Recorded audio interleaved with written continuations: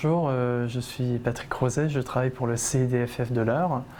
Notre association intervient dans le cadre de l'information juridique des personnes et des familles, des hommes comme les femmes. Nous intervenons sur des champs assez élargis, mais essentiellement sur le droit de la famille. Nos permanences sont couvertes sur tout l'ensemble du département.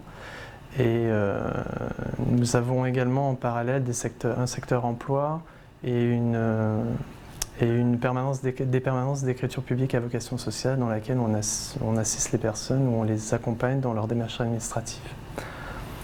Et en parallèle, nous avons également des domaines d'intervention de nature collective. Initialement, Grenelle a une origine le 3 septembre 2019. 3 axes avaient été dessinés au niveau du gouvernement, à savoir de prévenir, de protéger et prendre en charge, et également de punir. 2 lois en ont résulté. Une première loi qui est sortie le 28 décembre 2019 et également une loi qui est plutôt récemment sortie le 30 juillet 2020.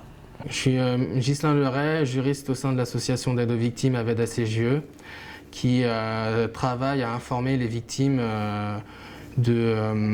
d'infractions pénales, quelle que soit cette infraction.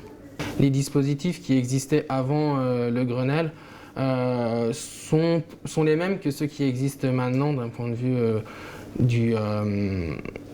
d'un point de vue pénal. L'interdiction d'entrer en contact existait avant, elle existe toujours.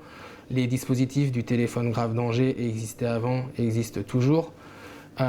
C'est juste que maintenant, elles sont beaucoup plus utilisées. Après, ce qui a changé, mais c'était déjà dans l'air du temps avant, c'est tout ce qui est lié au bracelet anti-rapprochement qui va arriver sur le territoire en 2021. Mais qui était déjà dans les projets en termes de dispositifs au niveau des violences intrafamiliales. Ce qui a changé dans le parcours judiciaire, à mon avis, c'est surtout la prise en compte des partenaires et de toute l'institution judiciaire de la victime de violences conjugales. On voit beaucoup plus de personnes qui ont cette sensibilité à essayer d'aider la victime dans son parcours judiciaire. Ce qui a été facilité surtout, c'est en fait le délai de réponse, notamment au niveau des ordonnances de protection, où maintenant on est passé à une obligation de répondre dans les 6 jours, de donner une réponse à la requête d'ordonnance de protection dans les 6 jours, alors qu'avant, il n'y avait pas vraiment de délai, ça pouvait être 2 mois donc le côté pour la victime, c'est facilité dans ce délai de réponse, qui est souvent en fait un délai où les victimes ont du mal à comprendre que le délai de la justice n'est pas le même que le leur.